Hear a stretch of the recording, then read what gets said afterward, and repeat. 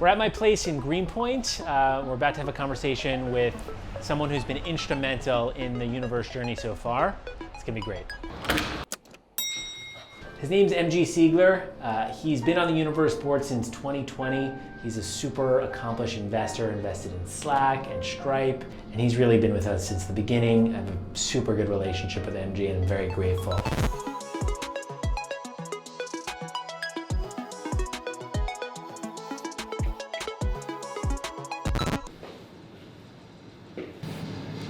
We've got MG Siegler over here.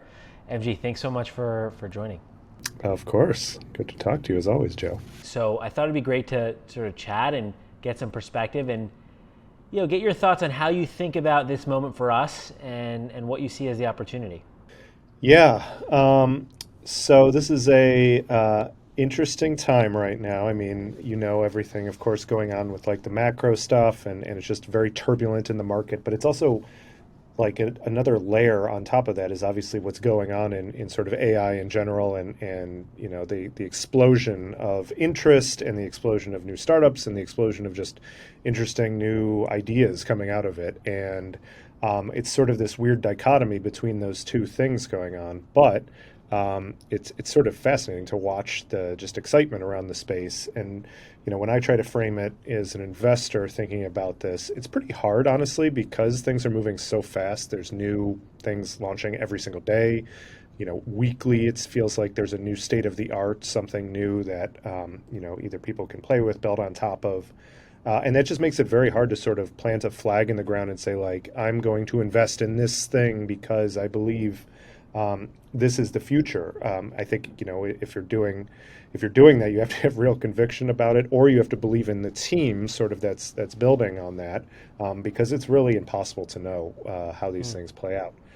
The flip side of that, though, is for people like yourselves at Universe, you have an idea of what you want to do. You've been working on concepts, for years at this point, and how can you use what's going on in AI to sort of get you to that point.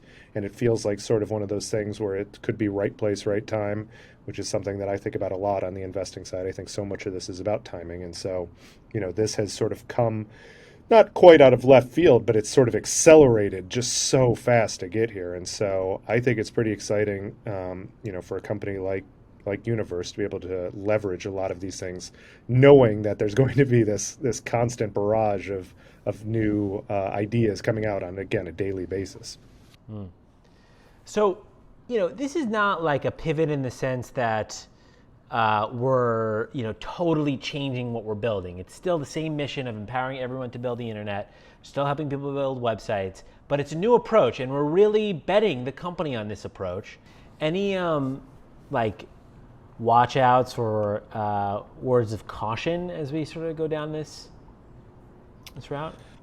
I mean, the biggest one is sort of what we kicked off talking about, and this is still very much an unknown because it's so early, early innings of all of this. But it's, I do think that there's a worry that this is all moving so fast that you can focus in on one thing, even though you're not like starting a company from scratch and building on like one single set of technology. I do think that there's a risk that at some point you have to decide, like, we're using this piece of technology to do this, and we can change it maybe down the road, but at some point you have to say, like, okay, we're going with this right now.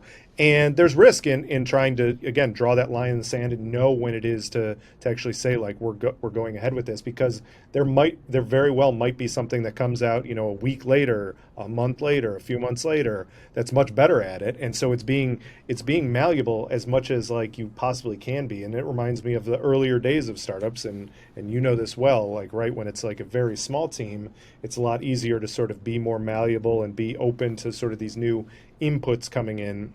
And so you can, again, sort of take in whatever is out there and be able to sort of focus in on that.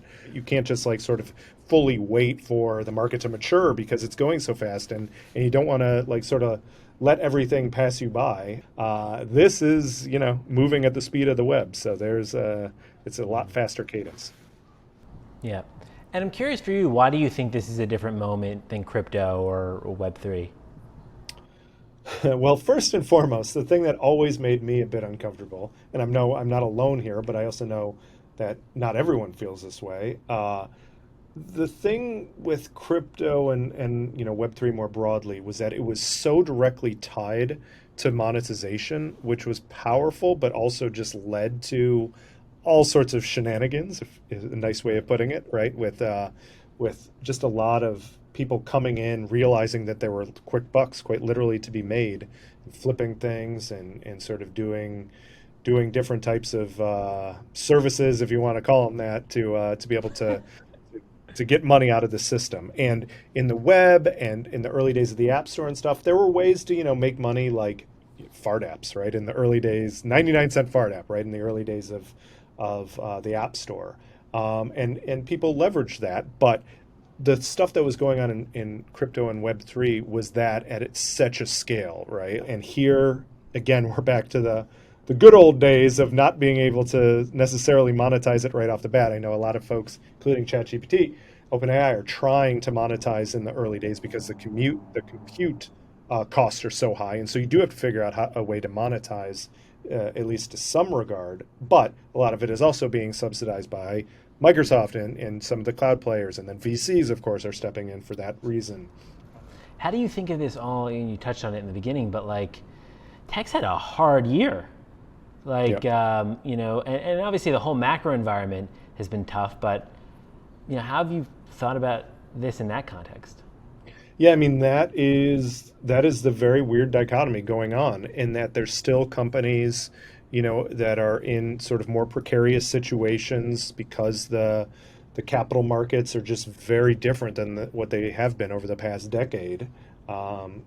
With interest rates on down affecting everything, and so it's very strange to have this new hype cycle starting in the midst of all of that. You always know and you hear time and time again that things rise out of the ashes of what's fallen, and we were sort of talking about that with regard to Web3 and now the rise of this. But even overall macro stuff, it feels like macro has yet to fully settle, right? Like there's still the looming potential recession and a lot of other shoes to drop potentially there, and what's going on with the banks and everything there. And so we're still like in the midst of that while this new thing is coming. But it's a fascinating new time, and we'll see how that plays out. I would also just add to that, like as you well know, like there's a lot of investors who raised a lot of capital sort of at the peak of the last sort of cycle, the macro cycle.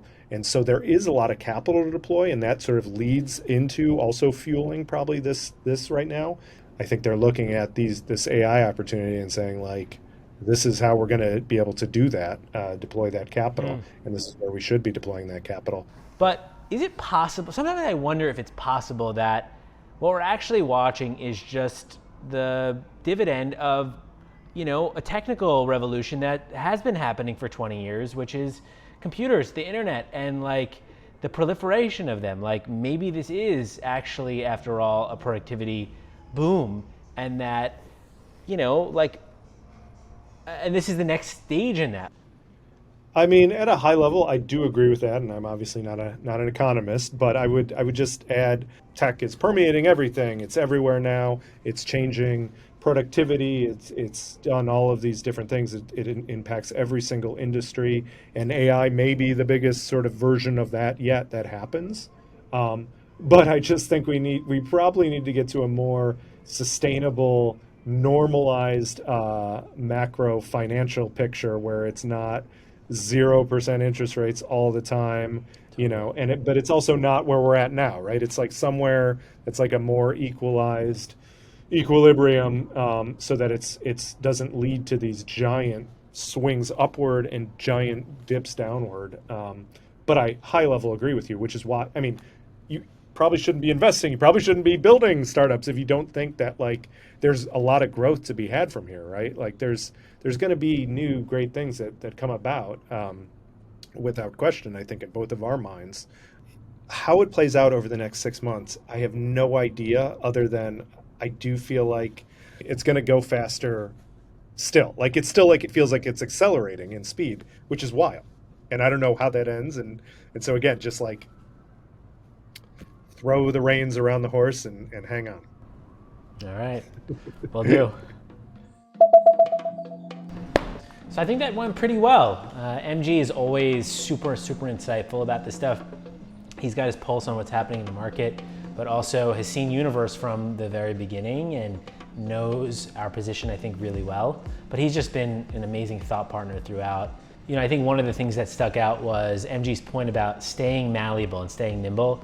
The technology in the space is moving so quickly that you don't want to make a commitment to a technology that is going to bind you for years to come in a space where things are really still very much in motion. We need to decide, okay, are we going to bet on, OpenAI's GPT? Are we going to experiment with Google's doing? We're in a position where we can actually be very flexible right now, and we're architecting the system in such a way that we can replace components in a modular fashion. But that was a really good reminder from him, just to stay malleable and flexible and to not assume that you know how this game is going to end, because no one does. And we're really at the start of a whole new space.